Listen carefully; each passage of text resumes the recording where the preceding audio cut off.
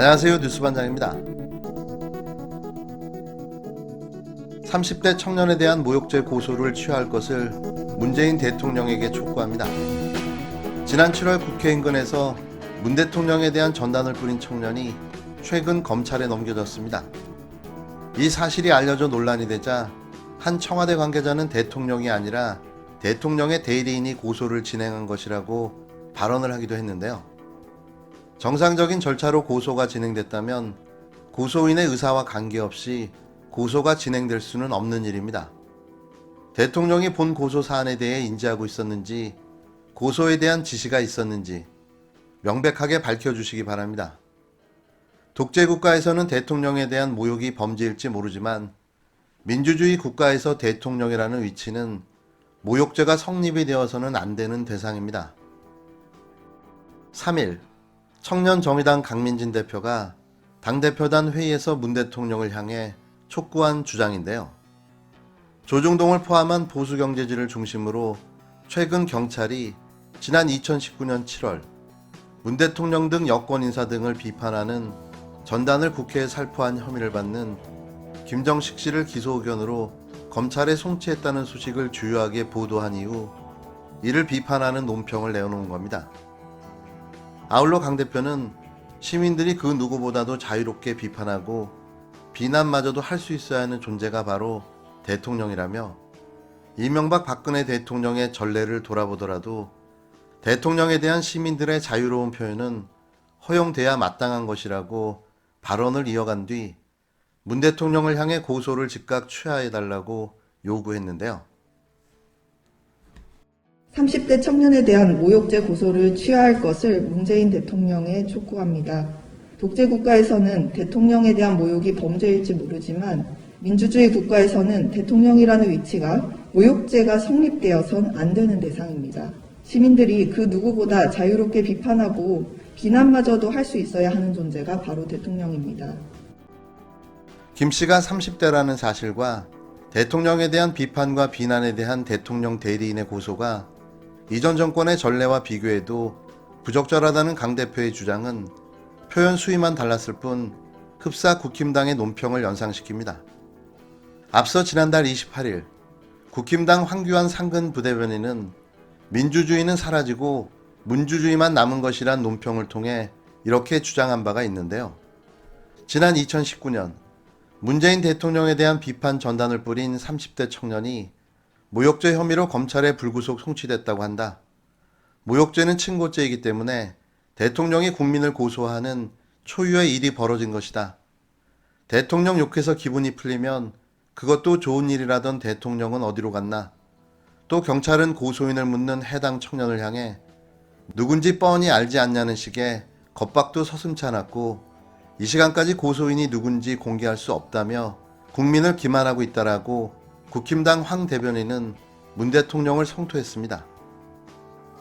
그렇다면 김 씨는 이들 야당이나 보수 경제지들이 주장하는 대로 그저 일개의 30대 청년이 맞는 걸까요? 우선 김 씨가 지난 2019년 5월 뉴데일리와 가진 김정식 전대협 대변인 현대판 타노스는 문재인이란 인터뷰 기사를 보면 그가 어떤 인물인지 바로 알 수 있었습니다. 김정식 대변인이 속한 전대협은 보수 성향 청년단체로 지난 23일 서울을 비롯한 전국 6개 광역시에서 문재인 대통령과 영화 어벤져스 엔드게임 속 악당 타노스를 합성해 만든 전단지로 이슈가 된 바가 있는데요. 김 대변인은 탈원전, 공수처, 연동형 비례제, 국민연금 장악, 주한미군 철수, 고려 연방제 같은 주요 정책과 입법안 등을 자행하는 문재인 정권을 비판하면서 대한민국이 자유민주주의 체제를 유지한 평화통일을 이룩할 때까지 노력할 것이라고 말했습니다. 이 인터뷰가 있은 뒤 2달 뒤 김 씨는 여의도 국회 분수대 인근에서 문재인 대통령 및 여권 인사들을 비난하는 전단을 뿌렸는데요.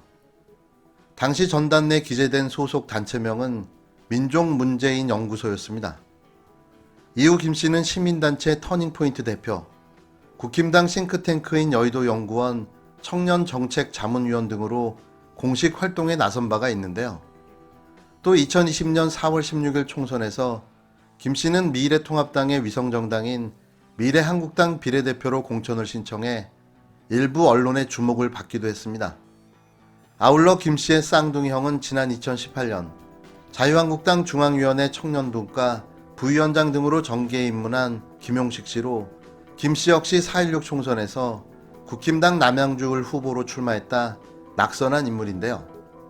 하지만 최근 김정식 씨의 송치 사실을 주요 보도한 언론들은 김 씨의 이러한 정치 이력은 쏙 빼놓은 채 30대 청년이라는 데 초점을 맞춰 보도했습니다. 그는 평범한 30대 청년이 아니라 국힘당 당적을 가진 정당인인 거죠. 중앙일보는 지난 2일 문재인 대통령을 비난했다는 이유로 한 청년에게 경찰이 친고죄인 모욕죄를 적용해 검찰에 넘긴 사건으로 인한 논란이 이어지고 있다며 사건 수사가 문재인 대통령의 뜻에 따른 것인지 청와대가 명확한 답을 피하고 있다라고 보도했는데요. 이런 김 씨를 30대 청년이라고 지칭하는 게 과연 온당합니까? 김 씨가 최초 경찰 조사를 받을 당시만 해도 보수경제지는 김 씨를 보수단체 대표로 표기했었습니다. 하지만 최근 언론들은 마치 약속이나 한 듯 김 씨를 30대 청년이라고 지칭하며 과거 정치 이력에 대해선 이런 방구 언급을 하지 않고 있는데요.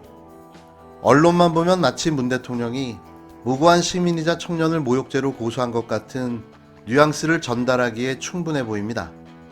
김 씨가 계획적으로 뿌린 전단 내용을 보면 사건의 심각성은 더 커지는데요. 어디까지가 비난이고 어디까지가 비판인지 분간하기 힘든 내용이 전부인 거죠. 물론 고소 자체가 과하다는 의견은 충분히 제기될 수도 있습니다. 그렇다고 미네르바 사건의 장본인이자 대통령 풍자 그림을 줄줄이 수사했던 이전 권위주의 정부 하에 표현의 자유말살과 동일선상에 놓고 비교하는 것이 가능한 일일지도 의문인데요. 무엇보다 보수야당의 비례대표로 공천 신청을 했다 고배를 마신 정치인을 일반 30대 청년으로 둔갑시킨 국힘당과 보수 경제지의 의도를 순수하게 볼 수 있을까요? 또 이에 부안해동의 논평까지 내놓은 청년 정의당의 헛발질은 어떻게 바라봐야 할까요? 김 씨의 과거 언행은 보수야당 공천을 바랬던 한 정치인 지망생이 대통령을 원색적으로 비난한 정치 행위일 뿐인 겁니다.